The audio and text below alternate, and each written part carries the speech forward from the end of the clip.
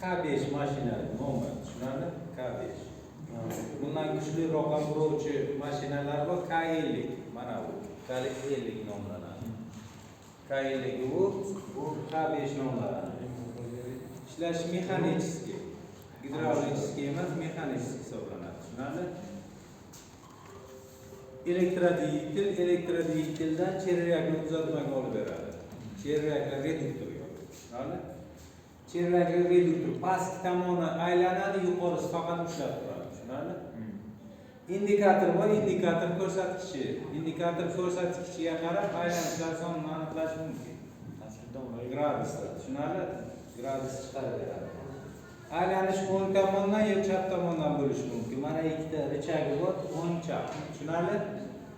Aylanishlar soni bor. M bilasizlar, aylanishlar soni. Minutiga necha marta aylanishini ko'ramiz.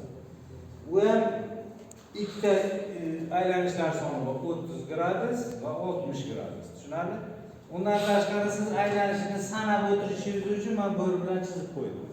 Mana bir aylanib shu chiziq mana bunisiga to'g'ri kelsa, bir deb olasiz. Tushunarli? Qarab o'tirasizlar-da endi. Endi xulosa olinglar. Buni masalan buralish davrida uzunligi va diametri o'zgarmaydi. Tushunarli? O'zicha qoladi. Oldingi qanday bo'lsa, keyingisi ham shunday qoladi. Buni yana o'lchab ko'rib aniqlaymiz. Tushunarli? Mana shu bu mashina to'g'risida mana shularni aytib o'tdik. Endi boshlaymiz. Men qo'ydim aylanishlar soni 30. Demak 1 minutda necha marta aylanadi? 30 marta aylanar ekan. Keling bu tarafga aylanadi. O'ng deymizmi? O'ng tomonga. Xohlasangiz chap tomonga aylantiramiz. O'ng tomonga bo'lsa mana aylantiramiz sananga faqat. Tushunarli? Mana ko'rdingizlar, shu chiziq bilan to'g'ri kelganda 1 bo'ladi. Yoki indikator ham ko'rsatadi. Mancha. Mana.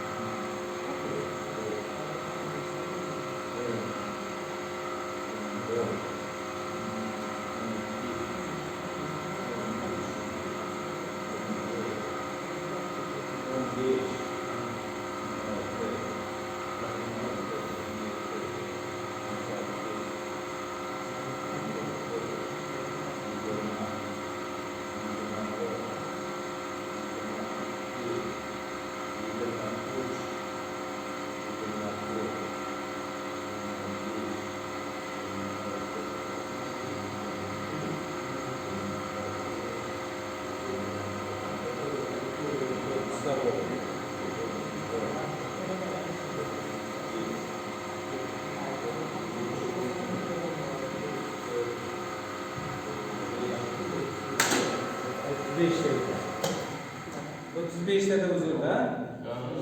Mana hozir qo'l bilan ushlab bo'lmaydi, chunki bu aylanishlar kechasida qiziydi. Qandaydir ma'lum miqdorda qanday ushlab qo'yadi? Keyin ko'ramiz, uzunlik va boshqalarni o'lchaymiz. Sal qiyinchirog'ida yangi material bo'lsa bunday bo'lmaydi. To'g'riligicha qolaveradi. Tushunarli? Bu qiyshaygani eski materialda salgina o'zgarish bo'ldi. Tushunarli? Endi olamiz.